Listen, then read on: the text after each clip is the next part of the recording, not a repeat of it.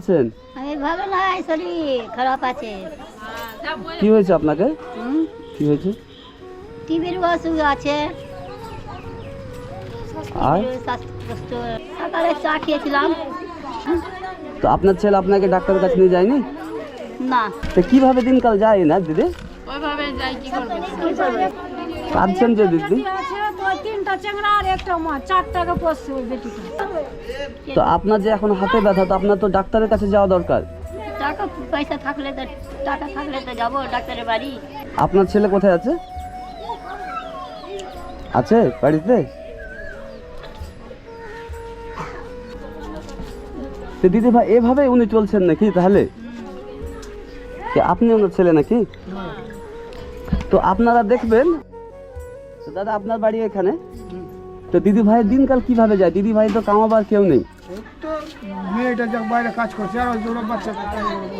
তো ওইভাবে তো ওনার বেঁচে থাকা সম্ভব নয়, কারণ ওনার তো ওষুধ দরকার মাসের মাস। ওই মেয়েটাই করছে ওষুধ পানি সব নিয়ে আসছে। মেয়েটা দেখছে, তো ছেলেটারও তো উচিত দেখা। দেখছে না বাবু, শুনতে পাইছে বাড়িতে ছবি করতে, আমাকে 10 পয়সা খরচা করছে না।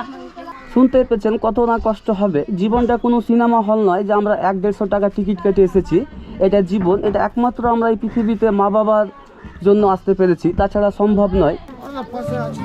হ্যাঁ বাড়াবেন একটু।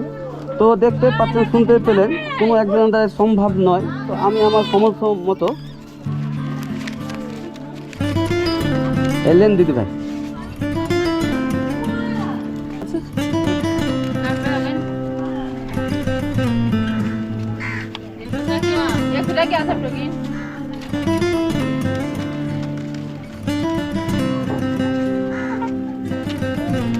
দেখতে পাচ্ছেন হাত কাঁপছে, কত অসুস্থ, ঠিক মতো দাঁড়িয়ে থাকতে পারে, কত কথা। তো দিদি ভাই কাঁদবেন না, বুঝতে পারলেন? কার জন্য কাঁদবেন? কেউ তো নাই আপন, বলেন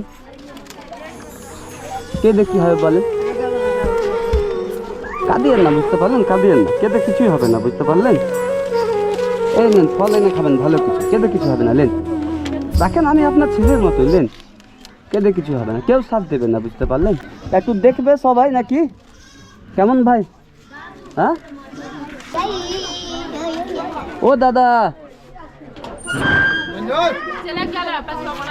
নাই, বাড়ি নাই।